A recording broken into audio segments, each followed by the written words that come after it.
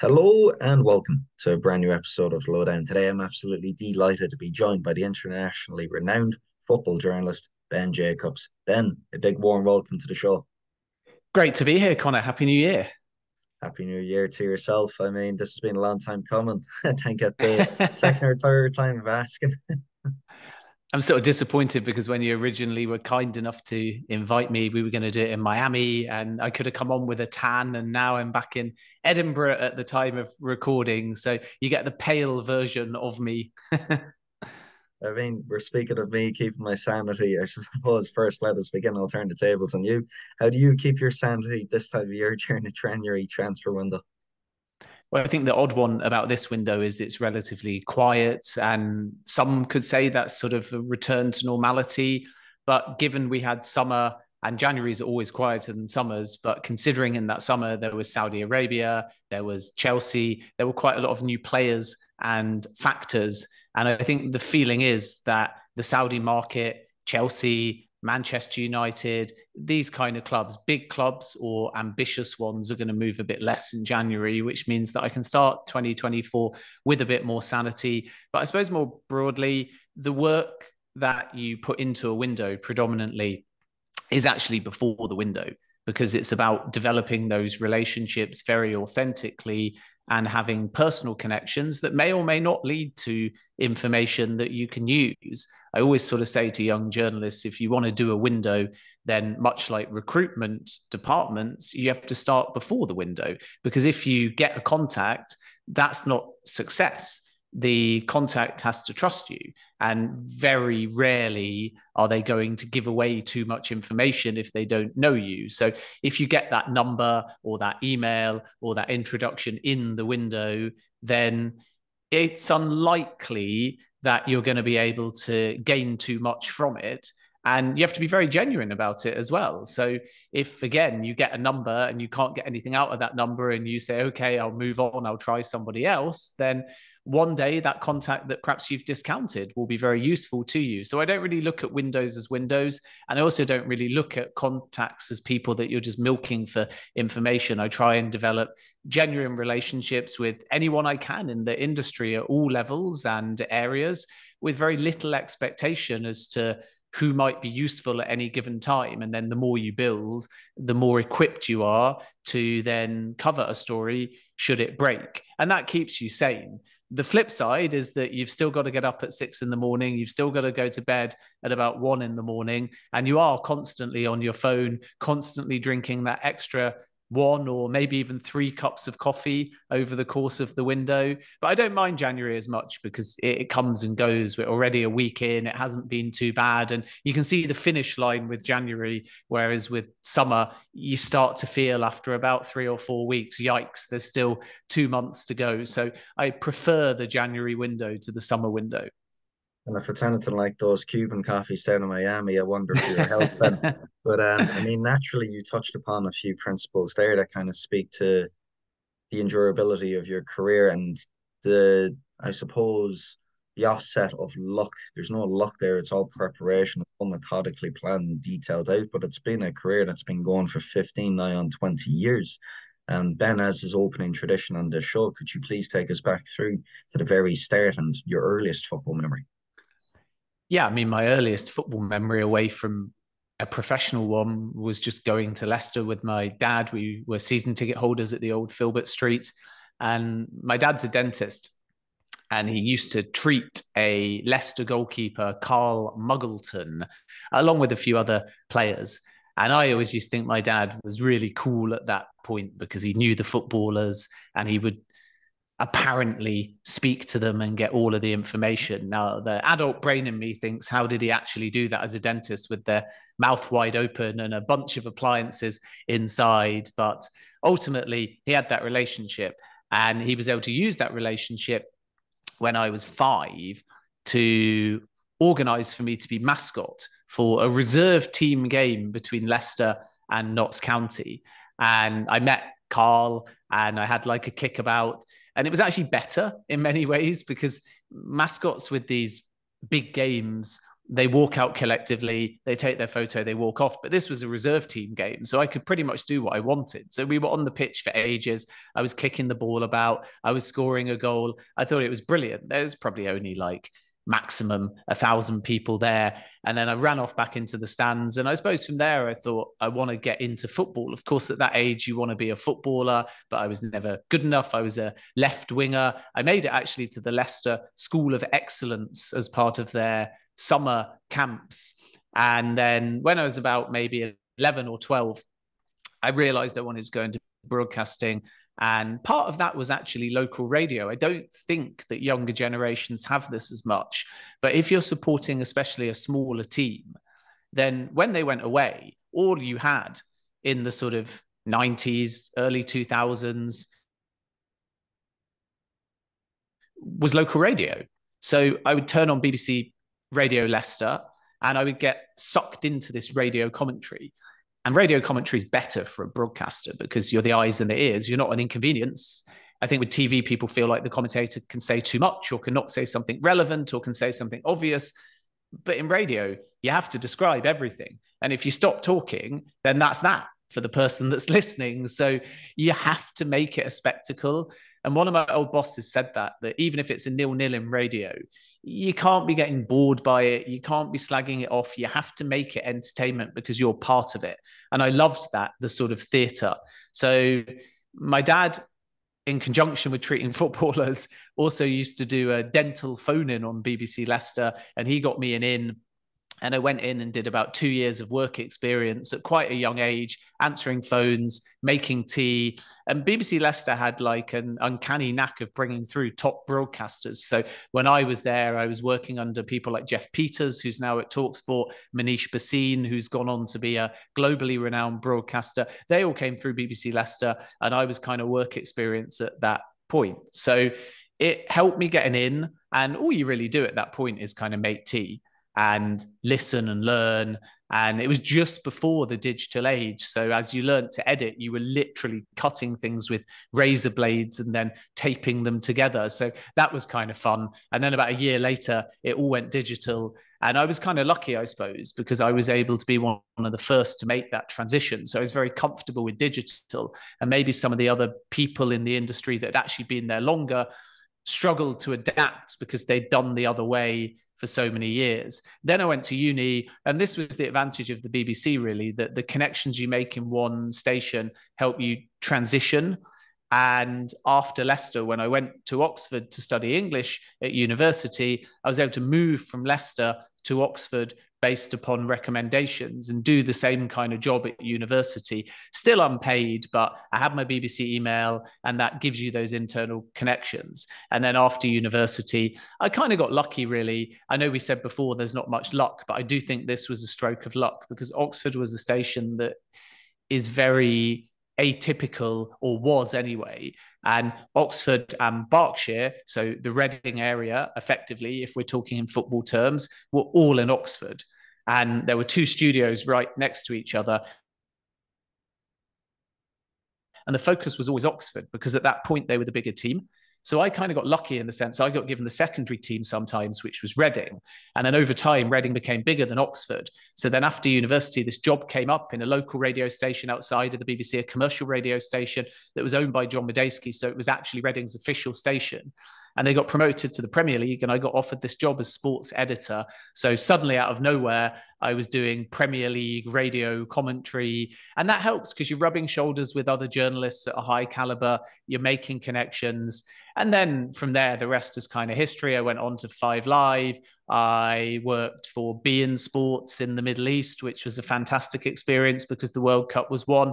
Then I moved to America and I ended up at CBS. And now I'm back as a freelancer. So we obviously met for SoccerX and event hosting, but I'm working for TalkSport doing Premier League commentary.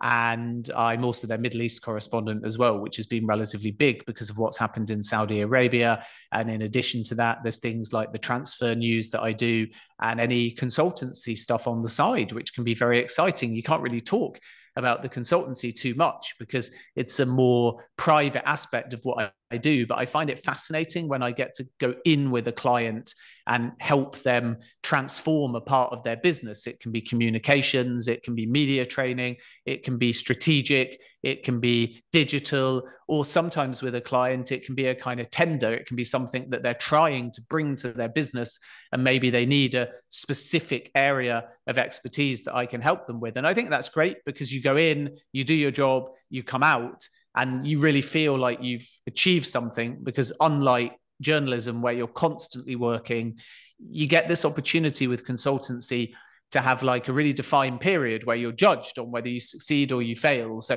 it's almost like taking an exam in many ways. And I find that really exciting because you know that you have to justify your external employment. And you know that when you leave, you have to leave that client better than where they started. And that gives you a little bit of a thrill because you're almost a part of the story rather than covering the story. And you know, therefore, there's more pressure on you because you're obviously working directly for somebody that's paying you, and the expectation is they get a very tangible return. In transfer news, it's different. I can find out a bit of information that's true. This team are chasing after this player, and it can not happen, but I've still added to the story, but the stakes are a little bit lower in that respect. So yeah, it's been a really diverse career so far. I'm enjoying it. And I think that for younger people listening, it's just really important to have that kind of focused goal as early as you can. And that means that as you go through school and university, you can hopefully try and get as much experience and as much contacts as possible. So then when you are in a position to enter the industry, you feel like you've got as much foundation as you possibly can. And that will obviously give you the best chance of succeeding. It seems to me as though, Ben, obviously it's quite the rigorous apprenticeship and everything which has ensued since then. It hasn't been by chance. And stories like the 5-year-old mascot make up the essence of football. So for me, I'm scribbling down here, it is really profound and incredible moments of consciousness for a 12, 13-year-old kid to have at that time, realizing that they want to capture the essence of those stories. The fact that you're still doing it all these years later. Would you say, just touching upon goals there at the end, would you be more process than outcome driven? Because that's what it seems to me just listening to you speak. Well, I think that you don't understand the process when you're young. So there is a sort of logic to throw everything at the wall and see what sticks. Mm-hmm. And that's why I always encourage younger people that want to get in the industry to try as much as they can. And now, anyway, the media courses at university are very good, both for undergrad and for masters. So they allow everybody, regardless of whether you want to be presenter, producer, editor, to try a bit of everything. And that skill set is really quite vital, because if you want to be a presenter now, you can start, which I couldn't when I was 12, 13, 14 on TikTok or on X. But to do that, you need a little bit of presentation, you need a little bit of storytelling, you need a little bit of production, and you need a little bit of editing. So if you now can try a bit of everything and not worry too much about the process, then you can surprise yourself as well. And maybe there's something you didn't think you wanted to do that is very exciting. But I think having that end goal is important. And for me, the end goal was very selfish. I just thought it was really cool that the patients my dad treated were broadcasting on radio. So I went and hung out with them. And then I thought that it was really cool that I wasn't going to be a professional footballer, but they were right in the middle of the stands with a fun old school microphone and a duffel coat on, shouting and screaming, and then going down into the changing room afterwards and doing interviews. I was almost a bit starstruck by it. And I thought, that's exactly what I want to do. So you don't have to have like a defined process, but you do have to, I think, have a clear goal.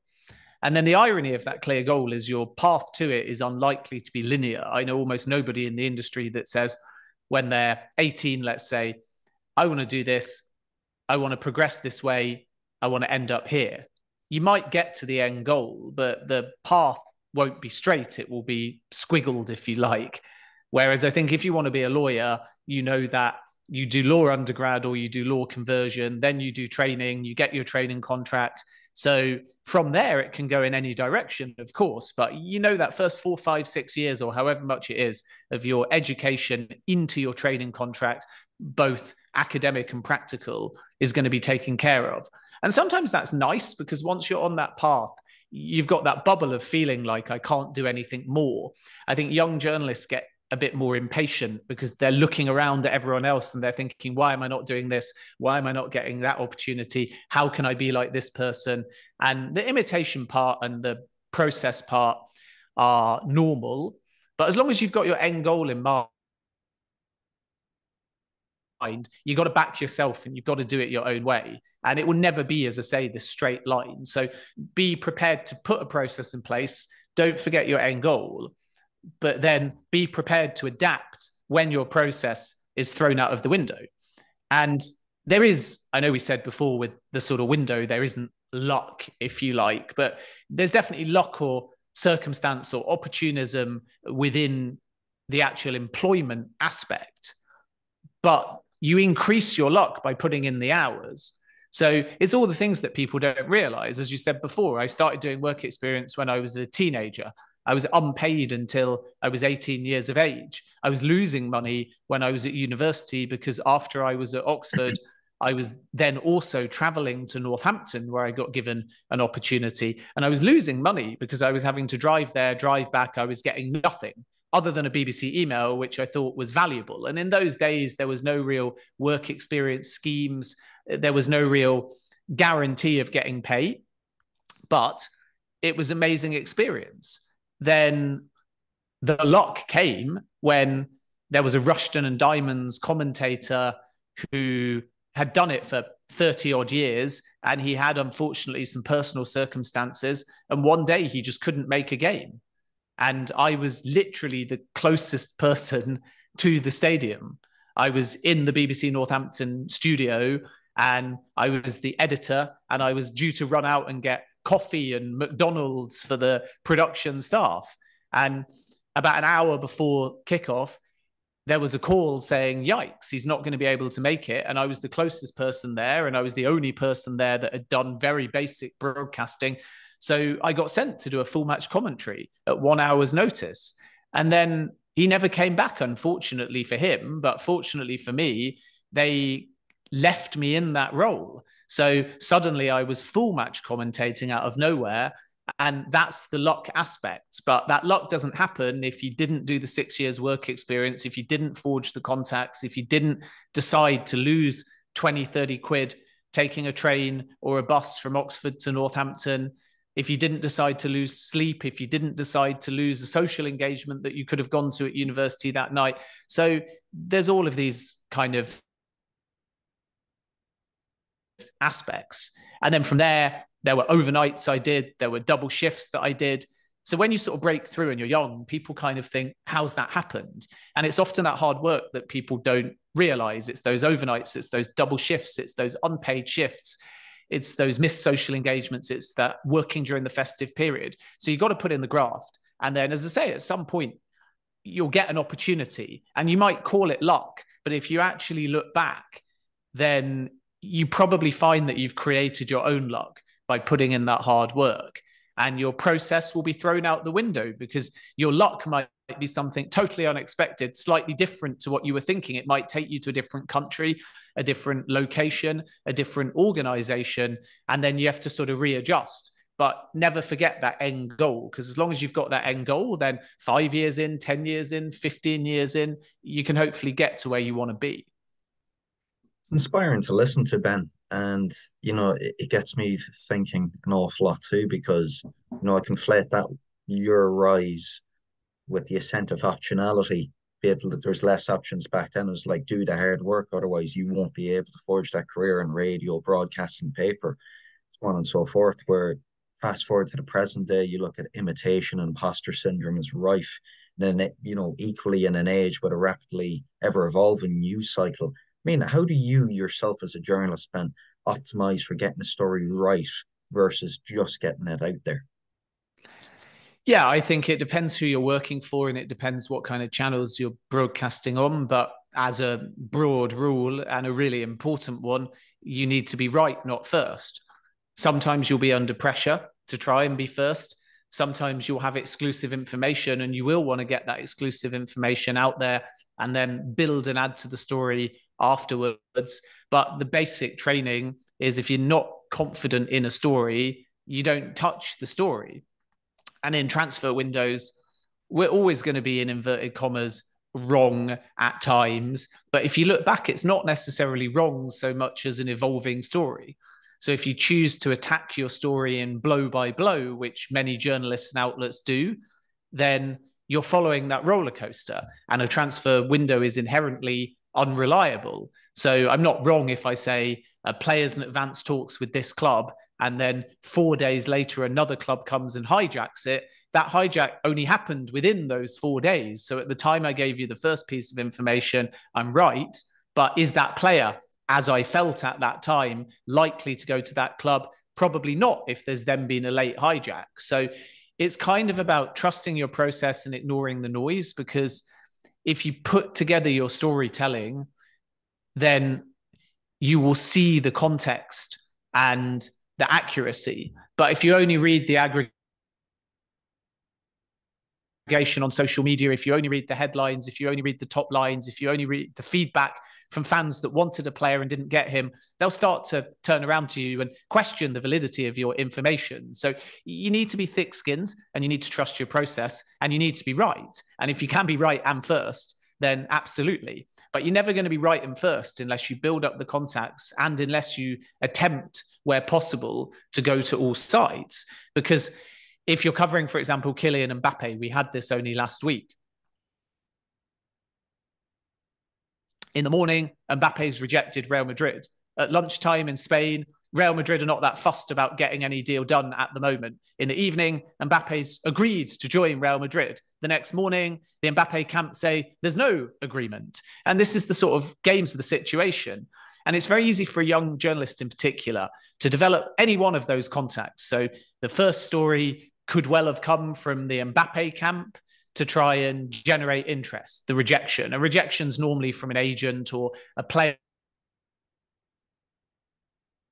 or somebody trying to scare Real into more money or scare PSG into more money. Or, of course, it is just legit and he is just exploring lots of different options and he hasn't decided. And then your acceptance story would, in likelihood, either come from the Mbappe camp or the Real camp or both camps. So if you run the first story, that he's exploring options, how sure are you, if you haven't gone to PSG, to Real Madrid, to Mbappe, and to Premier League clubs, and any other sources you can get? If you've run the agreement side, then you could have got that from Florentino Perez, potentially. But if you've not gone to somebody like Nasser Al-Khalifi or anybody close to him, how do you know what the PSG position is? How do you know that PSG won't counter, as they did, and say something along the lines of, we're unaware of any agreement? So if in going to all of those sides, you need a bit more time, take more time and be braced for change regardless, and put scrutiny on your sources regardless. The other key point in all of this, we had it with Messi too, is that you may develop a contact that's very senior, that is in the room for a discussion and that you like. And you may feel like what they tell you not only must be accurate because they're in the room and they're a direct source and you can't get any more senior than them, but you also may feel like if you're going to develop a relationship with them, if you challenge them or contradict them, it's going to be detrimental to that relationship. And it is a fine balance. But ultimately, we're not here as journalists to report, as sometimes people say, quote, what we're told. We're here to put scrutiny on everyone and balance, and then put out a story.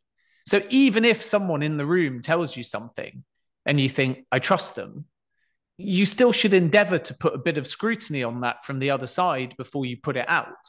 And the advantage of being 5 years in, 10 years in, is you start to understand who's let you down in the past, who's less reliable, who's very reliable, because then you do get a bit more peace of mind. I'm not saying you can cut corners, but if you've got a 20-year relationship with someone and they've always been accurate in what they've told you based on hindsight. If they're in the room and they tell you something, you can obviously think, I trust this person. Whereas if someone else is in the room and they're hit and miss, you start to think, maybe I'm being misled here. And a big transfer like Mbappe, there's always a risk of that. One like Messi, there's a risk of that as well. So I think that it's just important to be right. And it's important to recover if you are burned. And the best way of recovering is to have that foundational process of, did I follow the story right? Because we all are going to get a bit burned. I'll give you an example, because I think journalists need to hold up their hands when they say something and it changes, and it can change very quickly. And I think journalists need to explain the context, because again, you're not, as people love to sometimes point out, wrong so much as a story changed. But if it changes really quickly and you choose to tell the blow by blow, then you get a lot of engagement and you get a lot of clicks, and people like it because they feel like you're an immediate and reliable source. But sometimes things will U-turn and change. And I had that, for example, with Jordan Henderson when he joined Al Ittifaq. In the morning, Henderson trained at Liverpool and he spoke to the Liverpool hierarchy and he said that he was staying. And I went to a source close to the player, I went to a source close to Al Ittifaq, and I went to 4 different people within the Liverpool hierarchy. And every single source said the same, that Henderson is staying and he's looking forwards, and they think that that's it. There's a line under it. And then 5 hours later, I get a call from an Al Ittifaq source saying, you're never going to believe this, but we've basically doubled our offer because the Ministry of Sport have given us twice as much money now, and we've doubled our offer. And you know what? Even though he said no, he's thinking about it now, which would strongly imply that money is a factor in this move for Henderson to Al Ittifaq. And then by the evening, you go back to Liverpool and they say, well, based on our conversations with him this morning, we were 100% sure that he was staying, but now we're not so sure because he's not getting back to us. And then when I went to those close to Henderson, it was, I'm leaning actually, towards trying this Saudi adventure because it's Gerrard and I'm going to be playing every week. And by the next morning, he had an agreement with Al Ittifaq. Victor Osimhen said in conversations that he rejected once, he rejected twice, he rejected 3 times, all in the space of about 2 weeks. And by the third offer, he was really, really tempted, even though the first one was a hard no. So that's an unfortunate situation where all people remember is you saying, Henderson's not going, because I was confident in that at the time and it was accurate at the time, but it changed within 24 hours. But do I feel like I did my job badly? No. I just feel like it was an extraordinary circumstance where things changed very quickly. And I ended up adding to the story by pointing out when he accepted that he rejected the first offer, which is now common knowledge. So again, if you're like a young journalist listening, the key in all of this is process. You're going to be right. You're going to be wrong. You're going to be first. You're going to be last. But if more often than not, you're right, and every time you feel like you had a solid foundational process, then whatever happens, you can feel like you're doing your job. As soon as you cut corners, you stand a chance of getting burned. Yeah, trust the process and ignore the noise. Exactly what you spoke about earlier on, Ben. And I mean, how do you personally cope with a rise in fame online? I mean, you're followed by over 400,000 people last time I've counted on X. You are this vehicle, albeit a very, very, very reliable vehicle for passing on the message. Are you able to separate yourself emotionally from the story and connotations around the stories being purported? Yeah, I think so, because we're not sort of talking about political stories or things that matter. I mean, I know it matters to fans, and people always sort of joke that football doesn't just matter. It's a religion, it's essential, it's integral. So yeah, to the fans, it's important, but you have to have that work-life balance, and you have to remember that this is only a transfer window. It will come and it will go. And there's like a false hype in many ways.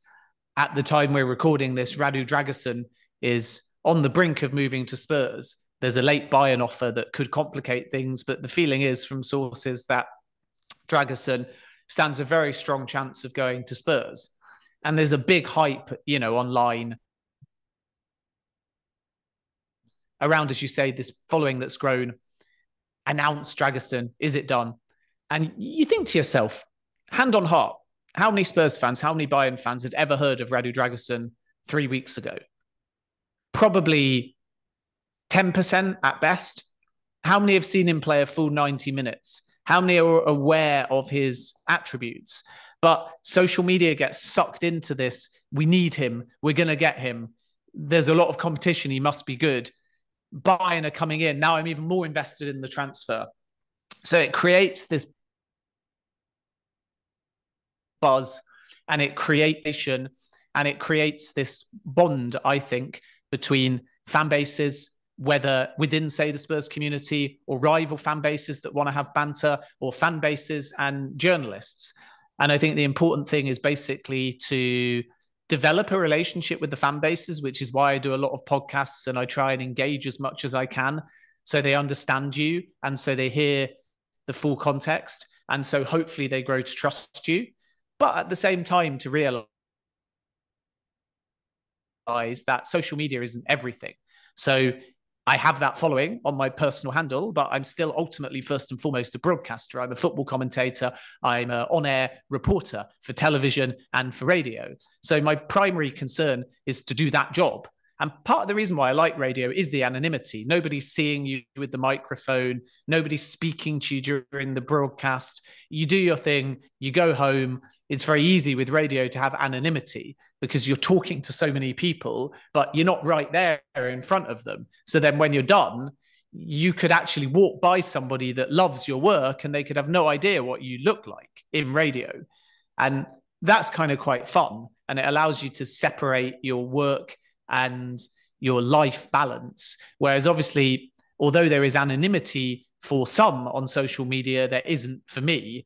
And it can be quite frustrating getting a big influx of comments, getting people praising you but questioning you, getting people constantly asking you questions, getting people DMing you, getting people expecting you to be on call 24/7.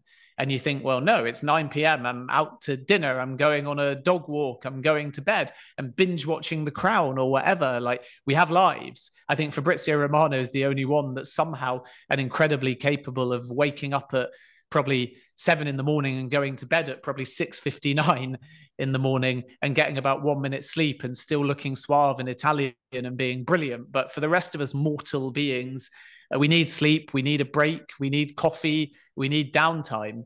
So I think that I handle it by just realizing that social media is not a reflection of reality. It's not a reflection of fan bases.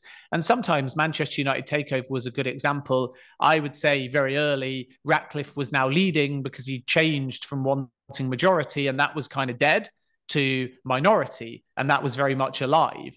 And I was getting hammered left, right, and centre. Every single post, even non-Manchester United ones, were getting hammered. Same way when I think some of the agencies said that Sheikh Jassim was entering into exclusive talks. And I ran an exclusive that said nobody's going to be given exclusivity. And that's in the terms of the deal. And again, everyone will say, but AP say different, but Reuters say different. And I'm like, well, I can only report what I know. In hindsight, it turns out that in that instance, I was correct. Although let's point out how brilliant AP and Reuters and all of these other outlets covering that story and every other story are. It was a small point, but it got picked up on for some reason because it was like me against an agency.